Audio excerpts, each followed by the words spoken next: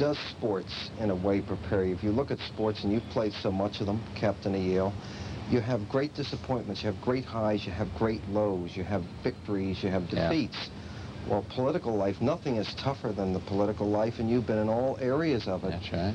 Are there similarities? Yeah. I mean, did you ever say to yourself, geez, this isn't a hell of a lot different than what I faced? It prepares you for real life. It teaches you a lot about the real life, real living. It teaches you to pick yourself up and get back in the game, kind of thing. It teaches you when you make an error to try to overcome it. Politics is this. There's a great. You're right. There's a great similarity in terms of competitive sports or other sports, not so competitive sports, and politics. In that sense, there's a feeling of I'm not going to let this get me down. I can do better. We get good teamwork here. I got good team people supporting me. There's plenty of that. There's the same physical feeling of adrenaline or lack thereof or whatever it is. No, there's a great analogy, and sports help prepare me for the rough and tumble of the political arena. Can I take it conversely now for a second and say, because you said team sports, and everybody looks at individuals today, but sports to me also teaches you the team concept. And one of the things that I was impressed about you at the Houston Summit is you would read the column and say, well, why isn't Bush doing this? Why isn't he doing that? Without realizing that you have to get a group of people from all over the world together and get them to cooperate at a very difficult time. And I wonder if you could talk a little bit about that, because in sports, you can be a leader and a clutch hitter, but also, on the other hand, you've got to be a team player. You're not going to play. Well, I think that's true, and I think, again, there's the same analogy. When Nolan Ryan pitches a no-hitter, what does he do? He congratulates his teammates. He thanks those with whom he is working, and he still obviously leads at that moment by his own star performance.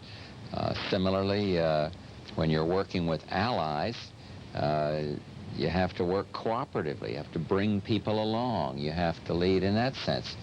I was the captain of our baseball team that got to the national finals. We got dusted in the finals by Cal one year and Southern Cal the next, but I was the captain of the team. I wasn't the best player by far, but I think I knew how to work with people and try to bring out the best in them. And if that works, the team does well. Similarly here, I'm not the most knowledgeable on the details of the Treasury or the State Department, but we've got a good team, and I enjoy working with them just as I would be on a baseball team.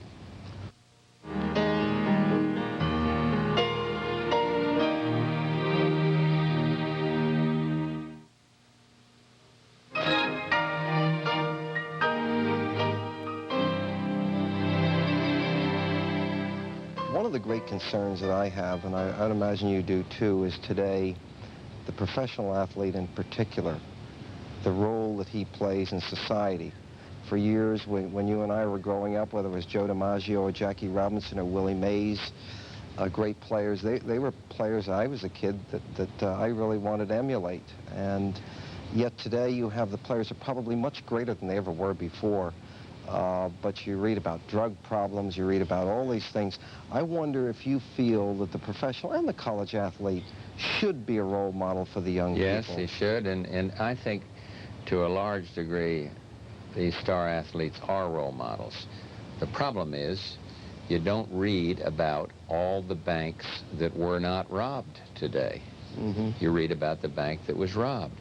You don't read about all the role model sports figures that are out giving of their time to the ghetto youth or to the summer camp or to the helping on the education or teaching kids to be literate or whatever it is. You read about those that fall out, that have human weakness, that get into drugs or get off into some pursuit that is illegal.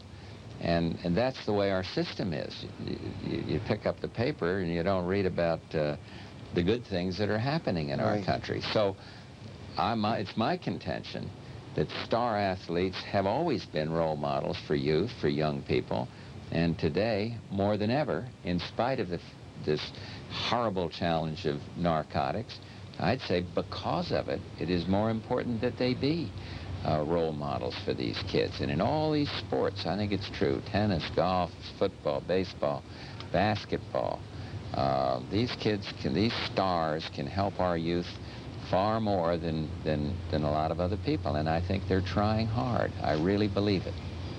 You know, it's funny, I came into Washington last night, looked over the memorials, Vietnam Wall, Capitol Hill, so always impressed by here, and then I looked over here, I said, that's got to be the loneliest job in the world. Yet I said, you know, it's funny, watching television, I've seen most of the presidents, and they always seem more exhausted at the end of their tenure than they did in the beginning. But with you look younger every day, and I mean that. So what's the secret? Well, I haven't been around here very long. Hey, listen, I'm 66, and my hips and my knees feel like it. But you look refreshed. Well, I feel good. We've got good people. It's the team spirit. They got a lot of people that are working hard and working with me, and I've been blessed by a couple of things. Knock, knock on wood. Our administration has been clean. And secondly, I'm blessed by strong, independent minds in the cabinet and other high government officials. I think of our drug czar, Bill Bennett, or Bill Riley over in EPA, or John Frohnmeyer at NEA, and so many others. And yet when the president makes a decision, they're part of a team. They say, hey, he's president, I'm not. And they go out and go forward together. And again, there's a sports analogy there. Perhaps in this one, the president is the coach, and the rest of the team are the star players. They better stay in shape, too. Yeah, well, they better stay in shape, and they better march to when the coach says play number, 9A to the left or whatever, and the president says, this is our position. It's important, a sports analogy, that they all do the same play, and it's important in the running the country analogy that they go out and say, look, the president's made a decision, and here's what we're going to do. Again, a very clear analogy between sports and running this place. But in terms of the loneliest job, I made a vow.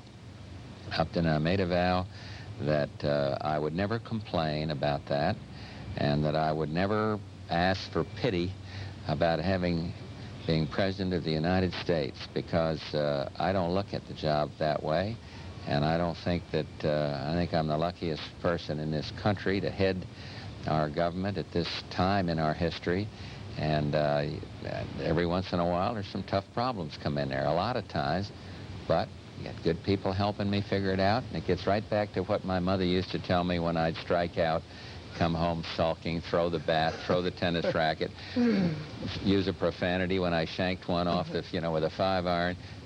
You get back and do your best. Do your best. And if you know you're giving your best, then the American people, I think, would understand it. And it's the same in sports. If a guy strikes out 4 times in a row, and then he comes up the next time, and they know he's trying, they know he's not sulking, they know he's going to do his best, that's all they ask.